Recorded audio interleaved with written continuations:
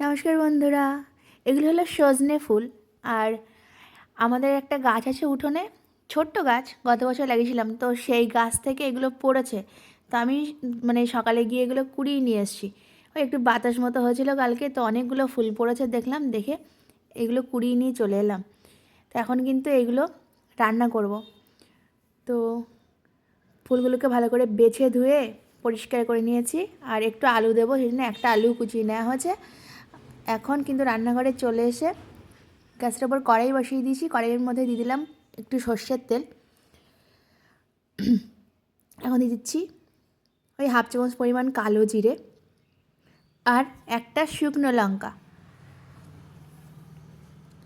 এবার প্রথমে আলুগুলো দিয়ে একটু ভেজে নেব। সজনে এমন একটা সবজি যার পাতা, ডাঁটা, ফুল সব কিছুই খাওয়া যায়। আর এই বসন্তকালে এটা হয়।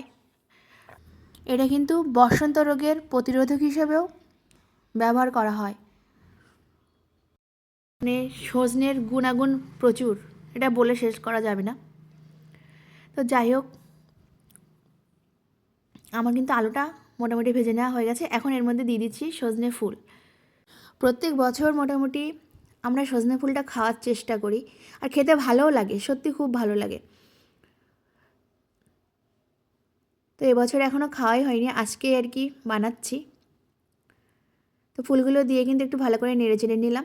আর এটা বিনা মশলারই বলা চলে, অল্প একটু না দিলে নয়, সেজন্য দিয়ে দিচ্ছি লবণ আর একটু হলুদ গুঁড়ো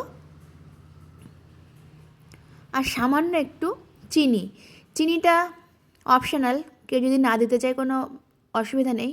একটু ফুল একটু তেতো টাইপের হয়, তো সেই জন্য একটু চিনি দিলাম যাতে স্বাদটা ব্যালেন্স হয়, ব্যাস। আর কিন্তু কিছু দেবো না।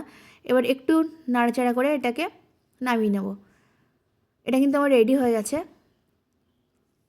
আর এটা গরম ভাতের সাথে খেতে দারুণ লাগে, দারুণ। এই সিজনে সবাই একবার হলেও একটু ট্রাই করবেন খাওয়ার, ভালো লাগবে খেতে, আর শরীরেরও অনেক উপকার হয় এটা খেলে। তো প্রত্যেকবার বাজার থেকে কিনে এনে আমি রান্না করি। আর এবার একটা গাছ করেছি উঠোনে, তো তার থেকে আর কি এই ফুলগুলো পেয়েছি। সেজন্য আমার খুব মজাও লাগছে যে নিজেদের বাড়ির গাছের ফুল খাবো এবার।